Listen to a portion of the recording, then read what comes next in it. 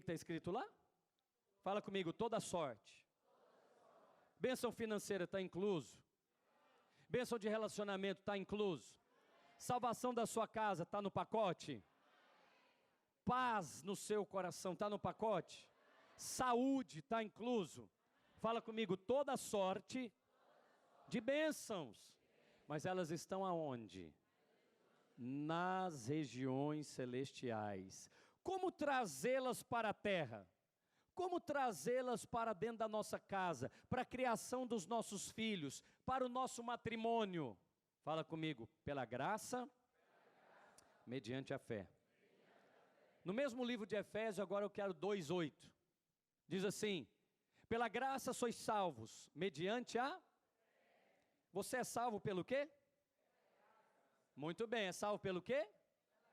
Pela graça. A coisa mais difícil que pode acontecer na vida de um ser humano, não é ser salvo? Então a coisa mais difícil foi feita de que maneira? E as mais fáceis? Vai ser igualmente pela... Faz a lógica bíblica. Eu amo a lógica bíblica. Se a mais difícil, que é a salvação, porque custou alto, não custou? Alguém aqui nesse auditório poderia pagar esse preço? Havia algum homem entre o céu e a terra, senão Jesus Cristo, que poderia pagar esse preço? Foi de graça para você, mas custou caro para ele. Foi preço de sangue, diz o apóstolo Pedro. Não foi mediante a prata, o ouro corruptível, mas mediante o precioso sangue de Cristo. Que a nossa salvação foi adquirida, comprada. Agora, aquilo que é mais difícil que a salvação foi feito, diga, pela graça, mediante a fé. E as outras coisas pequenas que nós estamos pedindo? Vai ser feito pelo seu esforço? Vai ser feito pelo seu merecimento? Pelo número de vigílias que você participa? Fala para o irmão que está do seu lado. Continua sendo pela graça. Essa semana uma pessoa me fez uma pergunta lá na célula a respeito do reino de Deus. E a respeito do reino de Deus, a Escritura diz que desde os dias de João Batista é adquirido de que maneira? Muito bem. Então, pergunta, Marcelo Roberto, se é adquirido pela força, você é o Marcelo ou o André? Ok. Se você acha que é adquirido por força, então onde está a graça nesse caso? Pastor, e a pergunta é muito boa. A salvação é pela graça, e o reino? Mas a Escritura diz que só os que se esforçam se apoderam dele. Amém o que agora então? E aí, pergunta para o irmão que está do seu lado, é pela graça ou pelo esforço? Esse é um bom tema. É pela graça ou pelo esforço? Diga alguma coisa, Soares, é pela graça ou pelo esforço? Os dois. Boa saída. Ok. Voltemos aqui à pregação. Fala comigo, a salvação é pela graça, mediante a fé. E o reino? E o reino é o quê? É pelo esforço? É pela graça? Pelos dois? Então decide, irmão, é pelo quê? Não pode ser pelos dois. Que força que é essa? Alô, videira? É versículo bíblico, você não pode fugir dele. Desde os dias de João Batista. Localiza para mim. Meus assessores bíblicos, do meu lado aqui esquerdo. Mateus capítulo 11. Fala, Marcelo Roberto. É o Marcelo Roberto esse. André. Roberto. Fala qual que é o versículo. 11:12. Peço que coloque aí, vamos ler aqui. Não tem nada a ver com o meu sermão aqui, mas eu vou fluir aqui nesse aqui. Tem nada a ver. Pelo esforço ou pela graça? Mateus capítulo 11 e versículo 12. Esse versículo é muito bom, você deveria perguntar para o pastor Domingo. Desde os dias de João Batista, até agora, fala até agora. O reino dos céus é tomado por... Uau! E os que se esforçam se apoderam dele. Que versículo bom para você apertar um pastor, hein? E aí você fala, então pastor, o que você me diz agora? O reino de Deus é pela graça ou pelo esforço? Pelo esforço. Quero ouvir os discipuladores. Pelo esforço. Pelo esforço. Você, diga alguma coisa. Não vai dizer nada? É pela graça. Você, pela graça. Você, pastor, pela graça. Estão dividida a congregação. A congregação está dividida. Você tem que dizer o que está na Bíblia. Você não pode dizer o que está diferente lá. Seu pastor não te ensinou, não. Você tem que dizer o que está escrito. E o que está escrito? Que o reino de Deus é adquirido por... Você não pode falar diferente. Está escrito, é Bíblia, é palavra de Deus e é Novo Testamento. Agora, você sabe a diferença entre a salvação e o reino? Não sabe? Então vai lá no canal depois. É a palavra mais ouvida do meu canal. 7 diferenças entre a salvação e o reino. Alguém já ouviu? É muito antiga, vai lá, é 2000 e alguma coisa. Mas lá eu vou te dar 7 diferenças sobre a salvação e o reino. Mas vou só te responder uma delas aqui agora. Vamos para outro texto? Muito bom por sinal. Mateus capítulo 21. E o versículo é 7. É 7, não, é 7:21. Não é 21:7 não. Deixa eu pegar aqui, porque agora eu estou pregando de improviso, não tem nada a ver absolutamente. Eu passei horas escrevendo essa palavra que está aqui, mas não tem, é 7:21. Mas não tem nada a ver, o Espírito Santo deve estar querendo falar conosco a respeito do seu reino. Posso ouvir um amém? Amém. Mateus 7:21. Olha que texto maravilhoso, para complicar um pouquinho mais a sua cabeça. 21, amo esse texto. Nem todo que me diz Senhor, Senhor, entrará onde? Mas aquele que faz a vontade do meu... Olha, agora você presta atenção. Como que você vai responder isso? Muitos naquele dia hão de me dizer, Senhor, Senhor, porventura temos nós profetizado em teu nome? Quem profetiza em nome do Senhor é ímpio ou crente? Claro, está profetizando em nome do Senhor. Olha agora vai ficar pior. Em teu nome não expelimos demônios? Quem expele demônio é ímpio ou crente? Em teu nome não fizemos... Agora piorou mais um pouco. Milagres, fala milagres. Quem faz milagre no nome do Senhor é ímpio ou crente? Então esse texto aqui é para ímpio ou para crente? Muito bem, então lhes direi explicitamente, nunca vos conheci, apartai-vos de mim, os que praticai iniquidade. E tem outro texto que diz, e serão lançados nas trevas exteriores. Pergunta para o irmão que está do seu lado, perde a salvação ou não perde? Não perde? Como é que vai ser lançado nas trevas exteriores então? Responde, videira. Agora é para você que vai responder, eu não vou responder. Que trevas exteriores são essas? É o inferno? É o que então? Muito bem, essa aula você fez muito bem. Não é o inferno. Por que que não é o inferno? Porque uma vez que você foi salvo para... Por que que você foi salvo para sempre?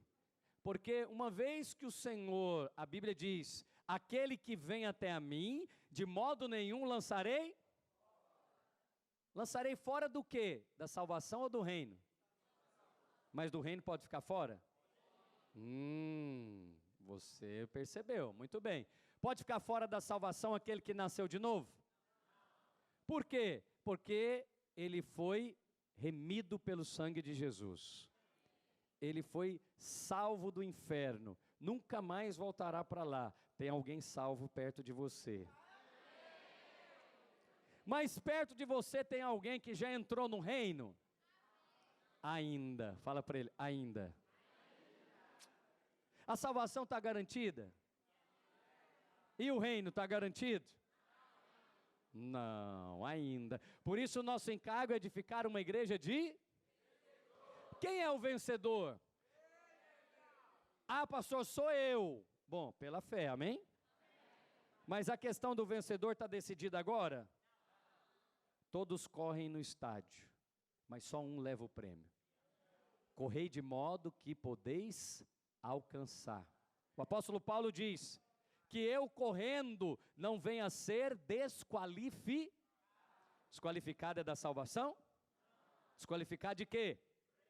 Quem está correndo o atletismo e entrou para a corrida, já foi classificado, não foi? Essa corrida, entrar nela é ser salvo, mas ganhar o prêmio é ser vencedor. Uma vez que você está lá na corrida, você é o corredor. Todos nós que estamos aqui fomos incluídos na corrida. Que corrida? Para salvação? Alguém aqui está buscando salvação? Se você está buscando salvação, você vai encontrar ela hoje, em nome de Jesus. Nós vamos aqui levar você a confessar com a sua boca e crer com o seu coração que Jesus Cristo é o Senhor.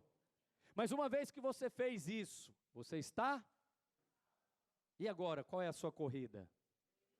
A corrida é para o reino. Pastor, mas qual é a corrida para o reino? Vamos ler Mateus 7, 21 novamente. Nem todo que diz Senhor, Senhor, entrará aonde? Qual que é o assunto aqui? O assunto aqui é salvação. Qual é o assunto lá no texto que você leu aí, Roberto? De Mateus 11, 23. É salvação ou reino? Então o texto é assim: desde os dias de João Batista até agora, o reino dos céus é adquirido por... E só os que se esforçam se apoderam dele.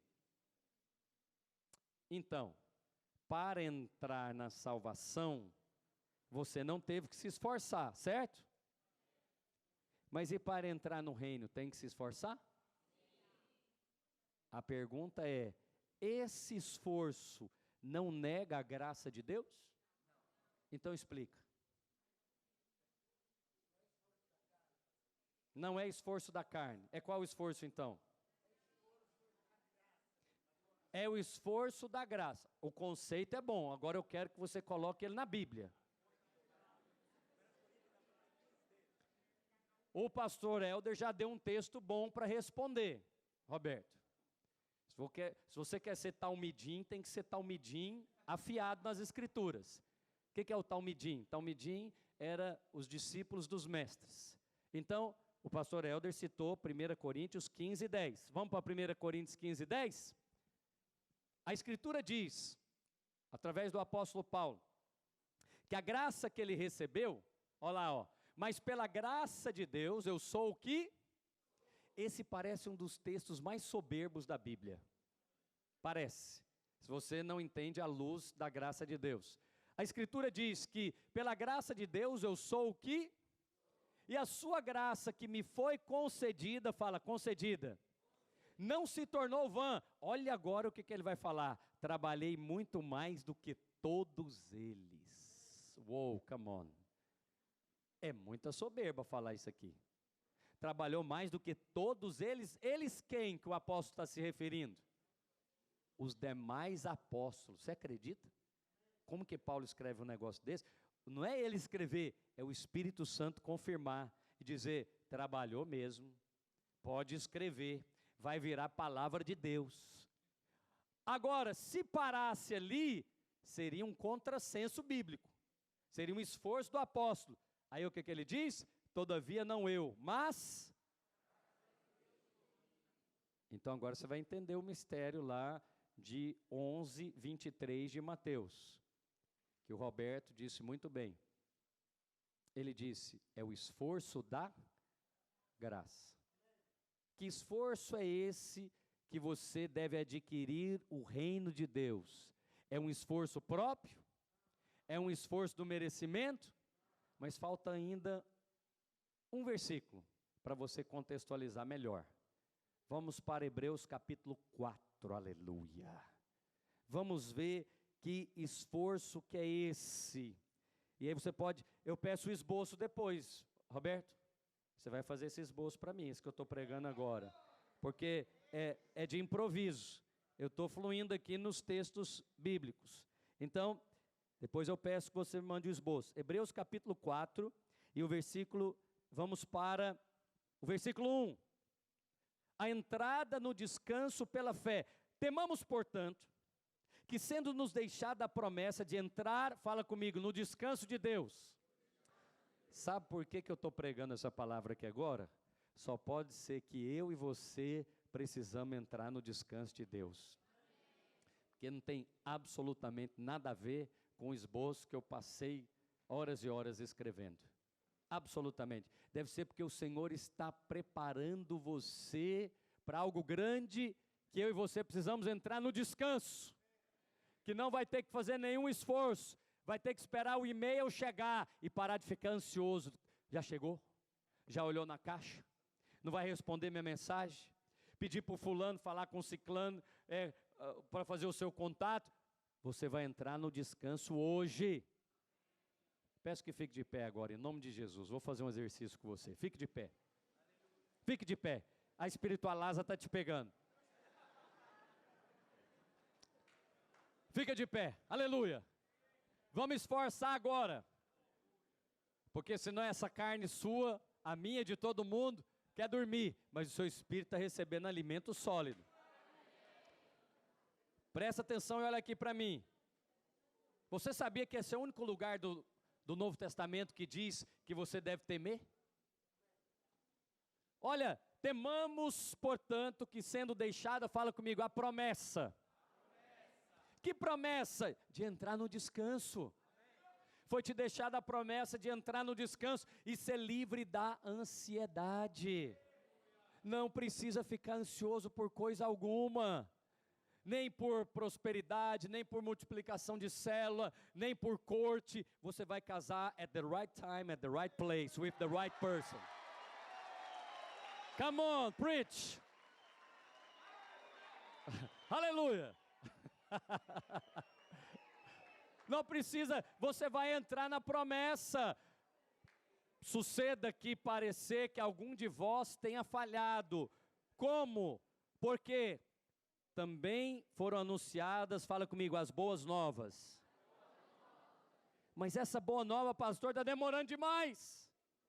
Parece que não libera aquele financiamento, aquele valor, aquela multiplicação, aquele relacionamento. É porque é o seguinte, a promessa deve ser acompanhada de fé. Isso é igual comer pizza sem ketchup. Aqui ninguém gosta? Ah, então tá bom. Fala alguma coisa que gosta. Que não dá para ficar sem acompanhamento. Pão com badia.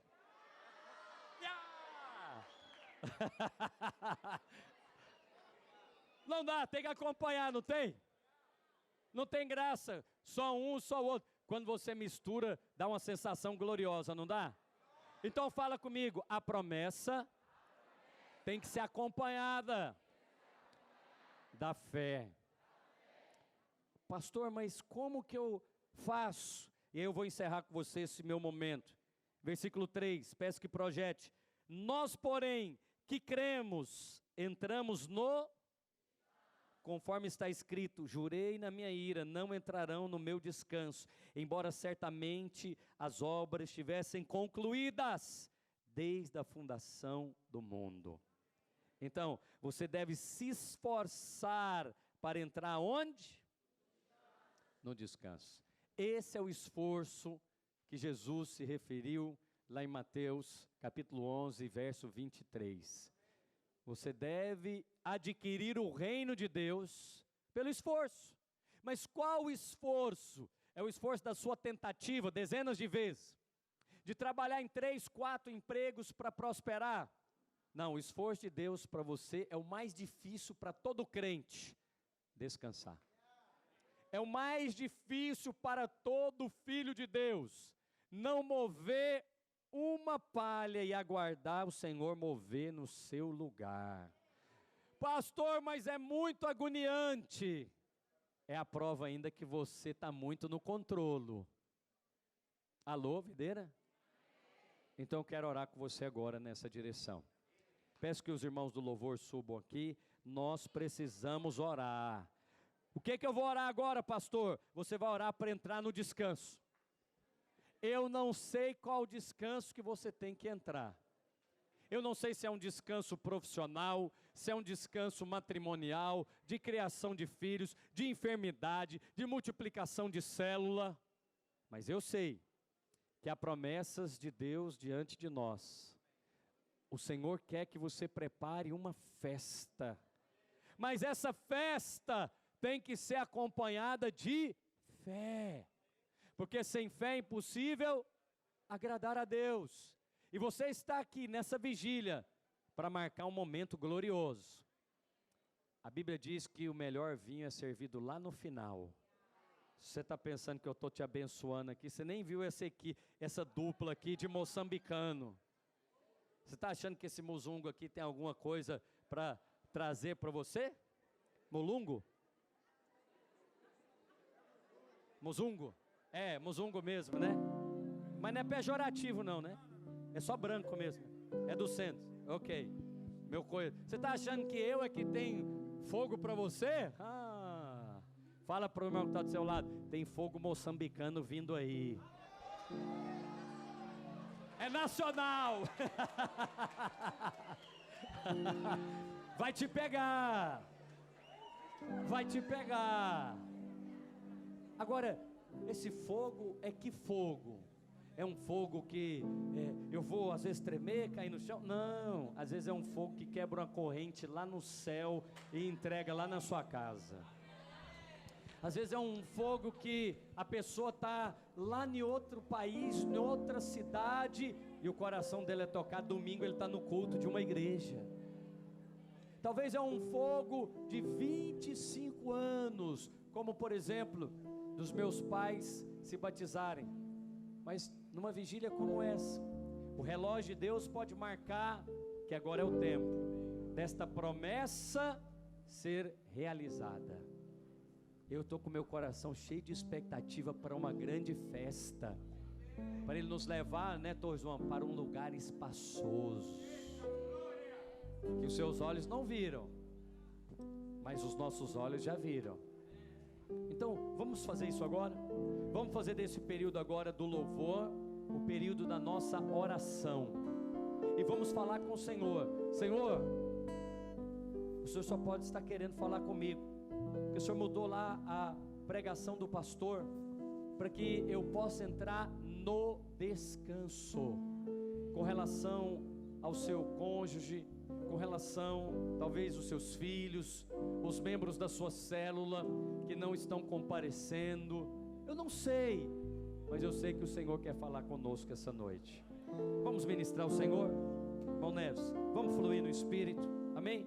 Peço que apague aí as luzes, para que você possa ficar à vontade na presença do Senhor.